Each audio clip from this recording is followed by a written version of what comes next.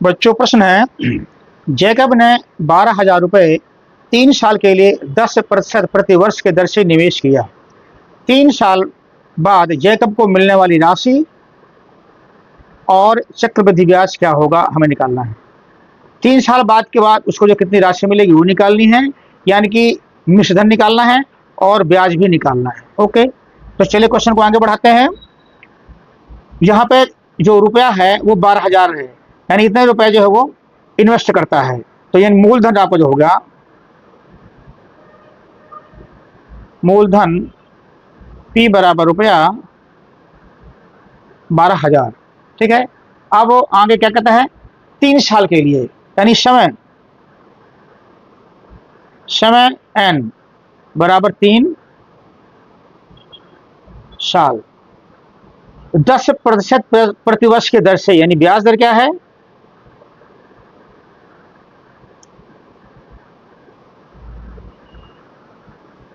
R बराबर, ब्याज दर R बराबर 10% प्रति वर्ष है। ठीक है, तो कह रहा है मिलने वाली राशि और चक्रवृद्धि ब्याज क्या होगा निकालना है। मिलने वाली राशि यानी कि मिश्रधन हमें निकालना है, मिश्रधन A निकालना है और निकालना है चक्रवृद्धि ब्याज, चक्रवृद्धि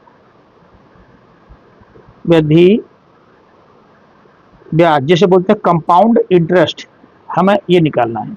हमें ये दो चीजें ज्ञात करनी है। तो सर्वप्रथम सूत्र से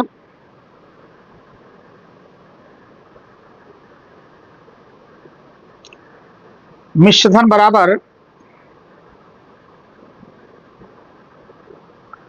मिश्रधन A यानी अमाउंट बराबर होता है आपका P ब्रैकेट के अंदर 1 प्लस R बटे 100 की पावर N।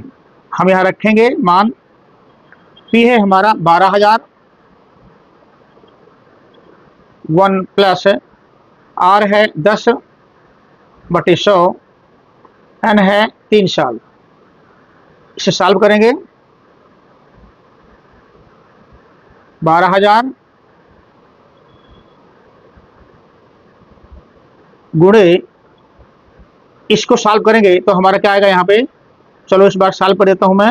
1 इसको 1/1 दे सकते हैं और आपका ये हो गया 10/100 की पावर 3। ठीक है ना, यहाँ एलसीएम लिया तो आपका आएगा 100,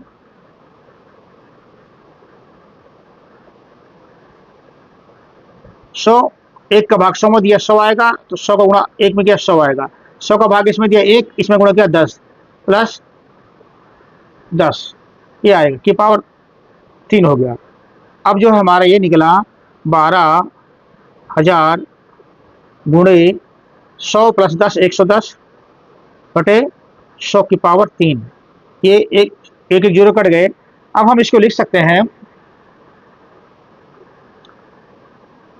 12,000 गुणे, ये 11/10 है आपका, 12,000 गुणे 11/10 की पावर 3। ठीक है ना, अब इसको आपस में 3 बार गुणा करेंगे, 11/10 गुणे 11/10 गुणे 11/10, तो की पावर 3 है ना, तो 3 बार गुणा हो जाएगा।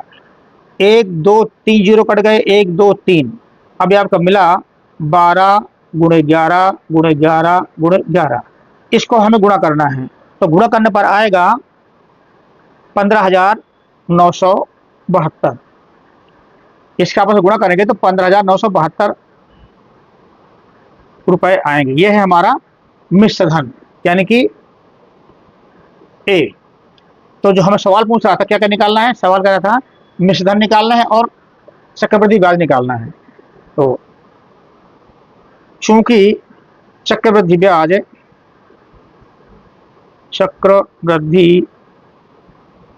ब्याज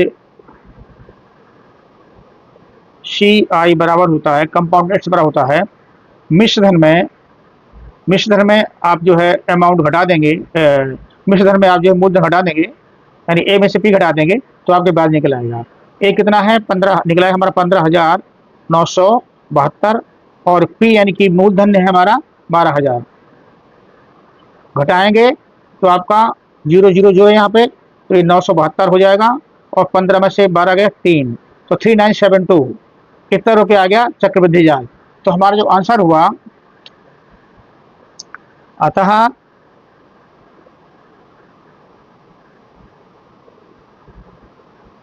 मिश्र धन बराबर रुपया 15,972 तथा चक्रवृद्धि ब्याज बराबर रुपया 3972। ये तो बच्चों ये रहा इस सवाल का आंसर। यह वीडियो आप लोग कैसा लगा मुझे उससे बताएं। यदि अच्छा लगा तो लाइक करें, शेयर करें एवं चैनल को सब्सक्राइब करें। Thank you.